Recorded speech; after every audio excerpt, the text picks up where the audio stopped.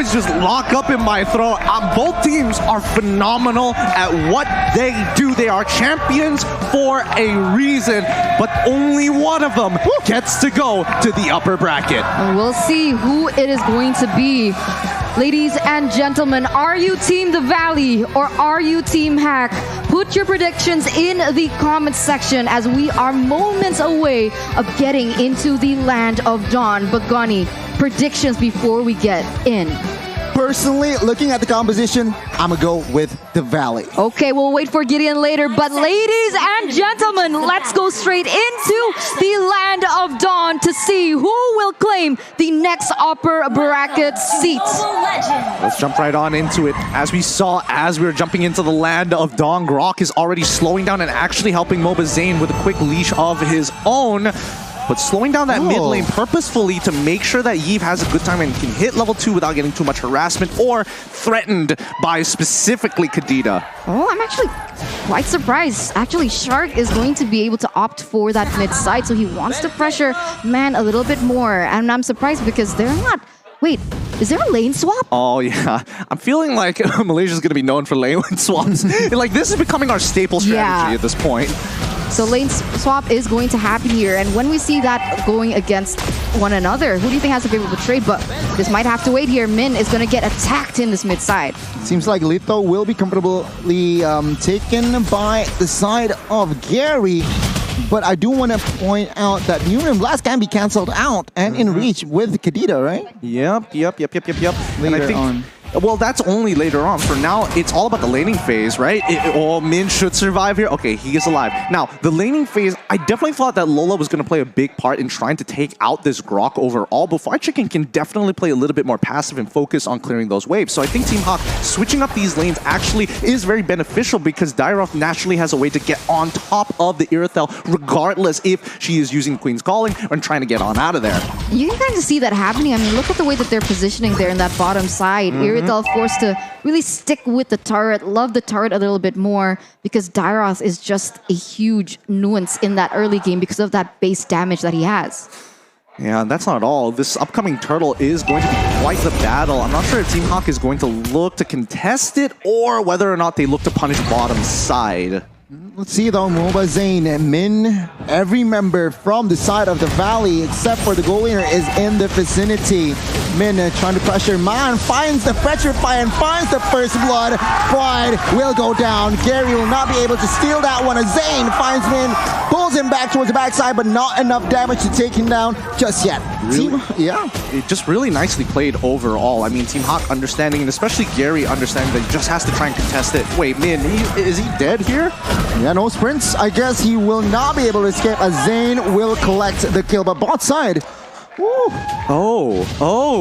Okay, so he dies on purpose to try and delay it. We already see that Basic is taking a bad trade, forced to push back, and therefore they're sending Hoon as well as Super Strike to actually compensate for the wave pushing down bot. Therefore, I'm guessing Team Hawk is most likely going to just focus on that farm, look to get the Little Wander, and then start pressing their advantages down on top side, but they notice there's no farm there. They can't do anything. The Valley is not one step ahead. Well, taking a look at the emblems here, again, it's just standard, and the way I see things, even though that the turtle went towards the hands of the Valley, not much of a advantage that they got. Look, it's a slow start, but it's going to snowball out of control. We've seen this many times with many different teams. It's going to go back and forth. It really comes down to a decisive fight. And I don't think the Valley is going to take it this early on until they get those first items. So right now, Min is being a huge nuisance to Moba Zane there. I don't know how effective he is right now because he's not far behind Gary, but in the bottom side. The dire potential jumps in. 1, 2, 3. Bye-bye, Basic. Gary will pick up the kill, and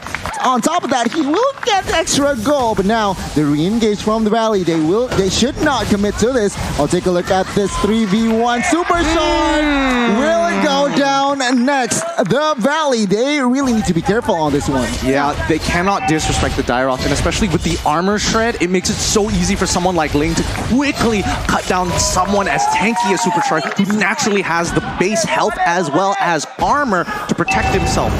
top side, everything. White Chicken, 1 HP. He gets almost that's taken down, but now Turtle Fight Gary gets low. He will be forced out of that vicinity. Let's see, can he make the steal? Zane Shark is already on that turtle. 2,000, but he will not make it, as Zane will find the second turtle. They're doing well. So far, the Valley continuing to control the tempo for now. And yes, bottom side is on the loss. However, I did see Lola. He first item blade a Heptases. What a mad lad. He really wants to kill Basic here. So now the Valley is trying to unlock him from that bottom side. Maybe find some gold elsewhere on the map. No, still sticking to bottom side.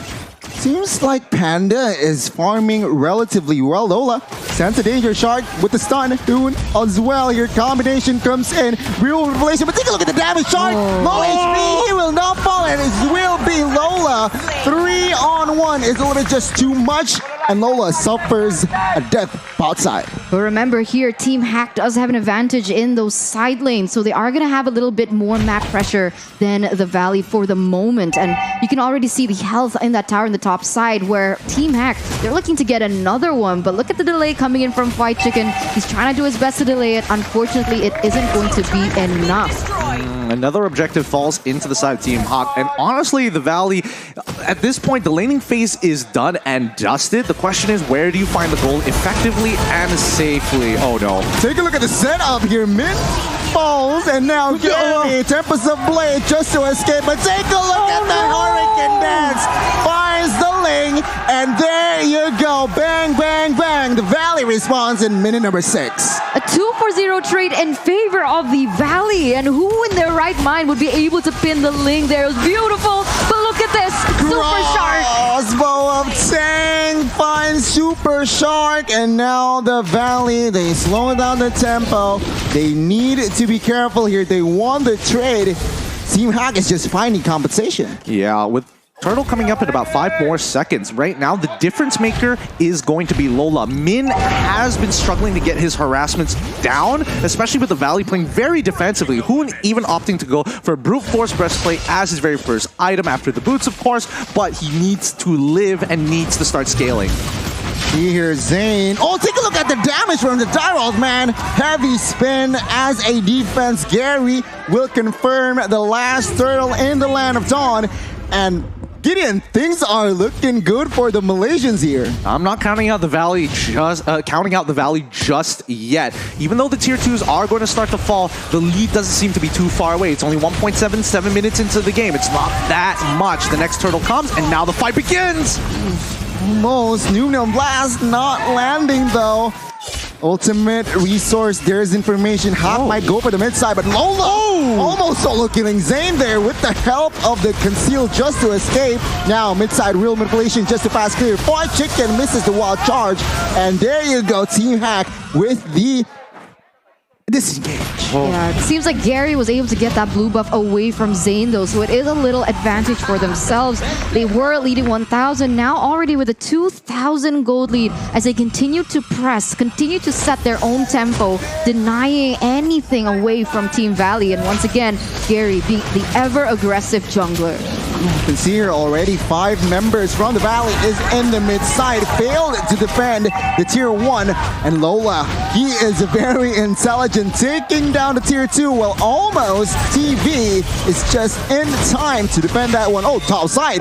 Link Gary finds the red buff, and White Chicken cannot be able to find the kill. Oh boy, this is well, at least for Team Hawk, they understand their composition has a lot of mobility, so the split push is going well, but we see this problem time and time again. At the end of the day, if this match goes up to 20 minutes, the Valley will eventually start to scale so much harder in comparison to Team Hawk. So right now, Team Hawk is on a timer, and they have to conclude this game as fast as possible. Right now, we can see that White Chicken trying to clear that upper side, but in that 1v1 against Gary, he nearly took him down, so that's how much damage you can expect from a Grok with that particular emblem as well. And it's interesting, right? Because when we see the Ling, we can either see the jungle emblem or this assassin emblem, the killing spree, and the way that Gary has been using it, it really exemplifies how he wants to play in this game. But oh my god, Min still able to escape though.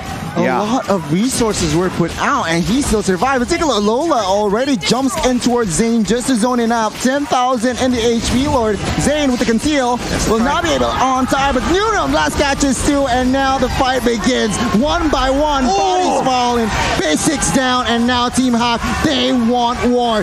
They want Hoon here, who is covered by Shark, but crossbow of Tang by Panda. One by one, bye. Panda finds the double. Oh my goodness, I was stressing out there.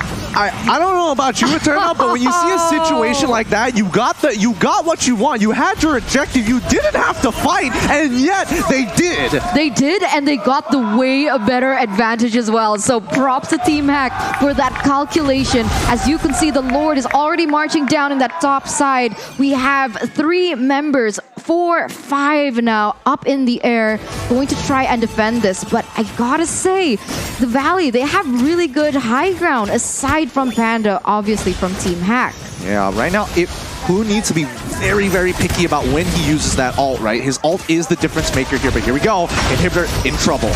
Turret with the defense. Real information pop. Heavy spin connecting on towards 2. No follow-up damage just yet. Basic. He wants to jump in. He needs to be careful as all of the minions is entering the base.